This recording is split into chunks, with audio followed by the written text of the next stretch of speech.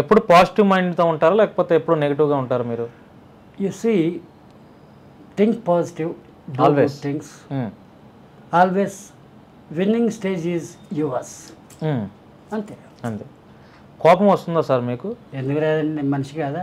ఏ సందర్భాల్లో కోపం వస్తుంది మీకు? 1కి 4 రెట్టించి మాట్లాడిందే మాట్లాడినా, అడిగిన క్వశ్చనే అడిగినా నాకు ఖచ్చితంగా కోపం. కోపం వస్తే ఏం చేస్తారు? ఏం లేదు, ఏం చేయలేరు. మరి ఏం చేయలేదు, శుభ్రంగా ఇది తీసి ఆడబెట్టేసి, అయ్యా మీకు నాకు సెట్ కాదు, దండాలయ్యా దండాలు. ఈ 2 తెలుగు రాష్ట్రాల్లో లేడీ అఘోరా అనే ఒక వ్యక్తి చాలా హల్చల్ చేస్తున్నాడు. అవును, మీరు కూడా ఒక అఘోరా కాబట్టి అసలు ఈ అఘోరి, లేడీ అఘోరి అనబడే ఈ శ్రీనివాస్ నిజంగానే అఘోరికి చెందిన వ్యక్తి లేకపోతే అతను చూసిన పరిస్థితిని బట్టి మీరు ఏం అర్థమైంది అతని గురించి? నేను చాలా క్లారిటీ చెప్తాను, చెప్పండి సార్.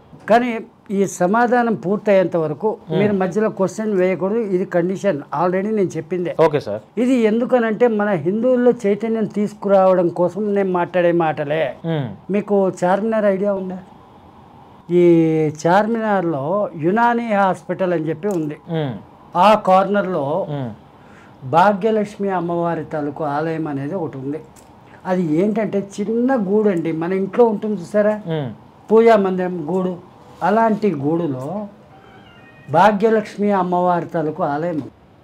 పాత బస్తీ అంటేనే మతోన్మాదుల నగరం అని నేను నమ్ముతాను. ఆ విగ్రహాన్ని కూలగొట్టినారు.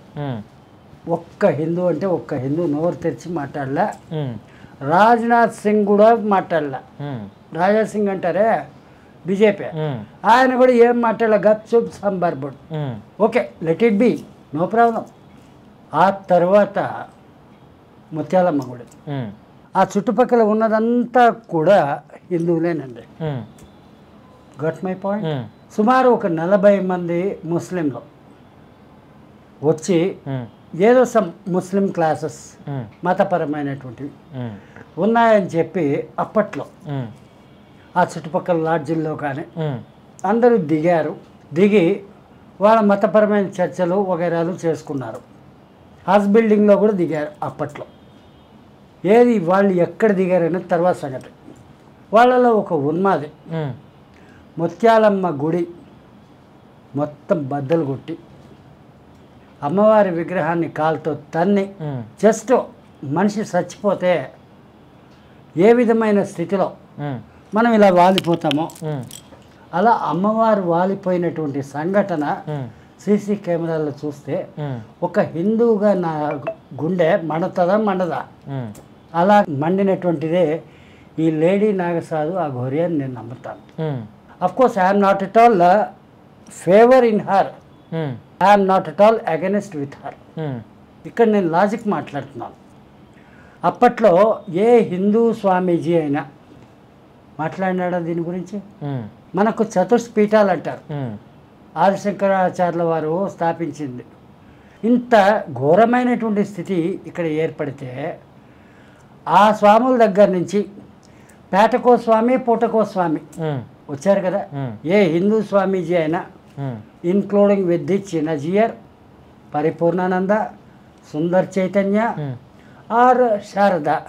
శారద అంటే సంపూర్ణానందేంద్రో ఎవరో ఉన్నారు కదా, ఇది మన వైజాగ్లో, ఆయనతో సహా ఈనాడు మనకు కనబడుతున్నటువంటి హిమాలయన్ యోగి ప్రభాకర్ జీ అని అంటున్నారు కదా, ఇంకొక ఆయన రాజేష్ నాథ్ జీ అంటున్నారు కదా. ఇలాంటి వాళ్ళు ఎవరైనా కానీ దాన్ని ఖండిస్తే ఏమైనా మాట్లాడారా? మీరు మాట్లాడారా? నేను మాట్లాడారు. ఓకే, ఆ వీడియోస్ ఉన్నాయి, చక్కర్లు కొడుతూనే ఉన్నాయి ఇప్పటికి. అట్ ది సేమ్ టైం ఈమె వచ్చి అక్కడికి వచ్చింది నగ్న స్వరూపంగానే వచ్చింది. ఏదో ఆమె తలకు సౌజ్ఞల ద్వారా ఏం పూజ చేసిందో చేసింది. అమ్మ మళ్ళా నీ గుడిని ఇక్కడ మేము నిర్మింపజేస్తాం అని చెప్పేసి వెళ్ళిపోయింది. ఆ తర్వాత ఆమెను ఎలివేట్ చేయాలనుకున్నారో ఎలిమినేట్ చేయాలనుకున్నారో నాకు తెలియదు. ఇది మన మీడియా గ్రూప్ గురించి నేను మాట్లాడుతాను. ఆమె ఆడనా మొగనా, ట్రాన్స్జెండరా కాదా, ఆమెకు పీరియడ్స్ వస్తాయా రావా, దీని మీద బిగ్ టీవీ అని ఒకటి ఉంది, దాంట్లో ఖచ్చితంగా చేశారండి. ఒక పెద్ద డిబేట్. కానీ అది మన సమాజానికి అనవసరం. నేను చెప్పే మీకు అర్థమైతే అటువంటి ఈ questions సమాజం కూడా ఎంత అనవసరం. పిచ్చటంతో ఉంది అని అంటే వీళ్ళకి కావాల్సిన అలాంటివే. మంచి చెప్తే ఆ మంచి గురించి వీళ్ళకి అవసరంలా. అంత వెర్రి గొర్రెలాగా తయారైనారు. అది హిందువులైనా సరే, ముస్లింలైనా సరే, క్రిస్టియన్లైనా సరే. అసలు ఏం జరుగుతోంది, మనం ఏం చూడాలి, మన చుట్టూ ఏం జరుగుతోంది ఇది తెలుసుకోవాల్సిన అవసరం ఏ పౌరుడికి లేదంటారా? ఉండాలి కదా. సమాజంలో ఏం జరుగుతున్నాయని ప్రతి దాని మీద మనం కానీ అవగాహన కలిగి ఉండాలి. అది ఏమీ లేకుండా ఎవడు పిచ్చ వాడిదే. తప్పుగా అనుకోకండి, నేను ఇలాగే మాట్లాడతాను. నా స్టైలే ఇది. అవును, ఎవడు పిచ్చ వాడిదే అంటే ముస్లిం వాడి పిచ్చ ప్రకారంగా వాడి మతాన్ని బాగా ఎలివేట్ చేసుకుంటాడు. తప్పలేదండి. ఎవరమ్మ వాళ్ళకి గొప్పది కదా. ఎవరి నాన్న వాళ్ళకి గొప్ప అంటాను, అమ్మ కూడా కాదు, నాన్నే గొప్ప. తప్పలేదండి. క్రిస్టియన్లు ఉన్నారు, మా యేసయ్య గొప్ప, సో వాట్, అంతే కదా. మనకేంటి నష్టం, మనకేంటి లాభం. ఆ తర్వాత హిందువులు, మా రాముడు మాకు గొప్ప. మీరు కావాలంటే చూడండి, రాముడు మాంసం తింటాడా తినడా? తింటాడనే చెప్తున్నారుగా. మీసాలు ఉన్నాయా లేదా? నేను చెప్పేది మీరు అర్థం చేసుకోవడానికి ప్రయత్నించండి కొంచెం. ఇలాంటి డిబేట్లు పెట్టి TV9 ఓ గొప్పగా తనని తాను నిరూపించుకుందే కానీ అసలు ప్రజలకు ఏం అవసరమో, ఏం మ్యాటర్ ఇస్తే బాగుంటుంది అని ఏమన్నా ఆలోచించారా? Got my point.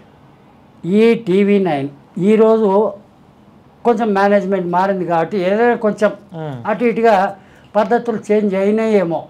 నేను చెప్పేది రవి ప్రకాష్ ఉన్నప్పుడు సంగతి అంటే ఇదే ఆ ఘోరాల మీద ఎన్నెన్నో వీడియోలు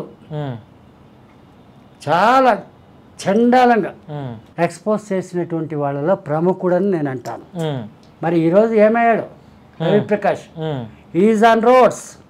చేసిన పాపం ఎప్పుడు కూడా వదలదండి. నేను వీడని నీడను నేనే అని వెంటపడి తరుముతుంటుంది. RTV ఆయనదే కదా. RTV ఇప్పుడు ఏం సంగతి అని అంటే మీది ఎలాగో యూట్యూబే, అది కూడా ఒక యూట్యూబే. శాటిలైట్ అయినప్పుడు చూద్దాంలే కథ. నాకేం రవి ప్రకాష్ అంటే భయాల బొచ్చు కూడా బీకలేడు. నేను ఇలాగే మాట్లాడతాను, ఇలాగే మీరు రిలే చేయగలగాలి. మీకు అది చేయడం చేత కాకపోతే కనీసంగా బీప్ టూ అని చెప్తాడు కదా బిత్తిరి సత్య, అదన్నా పెట్టండి కనీసంగా. తిట్టాడు స్వామి అన్నదైనా అర్థమవుతుంది. అంటే మీకు రవి ప్రకాష్ మీద కోపమా లేకపోతే టోటల్ ఎంటైర్ మీడియా మీద కోపమా? అదొక సబ్జెక్ట్.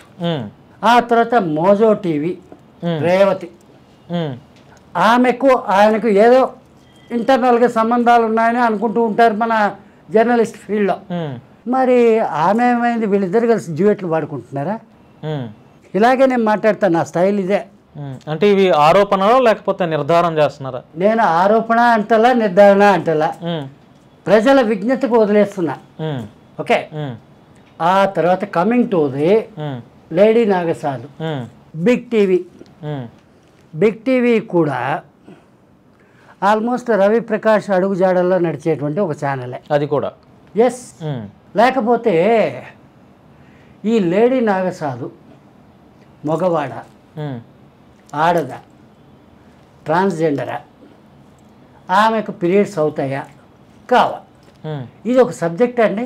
దీని మీద డిబేటా? Nonsense sir. అది నన్ను అడిగితే డిబేటా కాదు. అసలు ప్రజలకు ఏం అవసరం దానివల్ల? అది ఖచ్చితంగా అనుకుంటే ఆ యాజమాన్యం అలాంటివి ప్రమోట్ చేసి ఉండేది కాదు. మరి మీరెందుకు పాల్గొన్నారండి అని అంటే ఈ విధంగా చండాలమైనటువంటి సబ్జెక్టు తోటి వాళ్ళు డిబేట్ పెట్టారని నాకు తెలియదు. వాడు కూడా ఎవరు అని అంటే చెప్తాను. వాడు అంటే తప్పుగా ఏమనుకోకండి, అతను కూడా నా శిష్యుడే, యాంకర్. మా అబ్బాయికి ఫ్రెండు, నేనంటే మంచి గౌరవం. ఈ అఘోర ప్రపంచానికి ఆది పురుష్ నేనన్న సంగతి ఆయనకి బాగా తెలుసు. ఈ సబ్జెక్టు మీద మనము ఒకసారి ఆయన తలకు వాయిస్ తీసుకుందామంటే జూమిన్లో మాట్లాడాను. అప్పుడు అక్కడ ఉన్నటువంటి పార్టిసిపెంట్స్ ఉన్నారు కదా, ఒక స్వామీజీ ఉన్నాడు, ఆయన మంచి స్వామీజీ, భీమవరము ఆ ఏరియాలకు చెందినవాడు, శ్రీధర్ స్వామి అంటారు. మీకు ఐడియా ఉందా? ఐడియా లేదండి.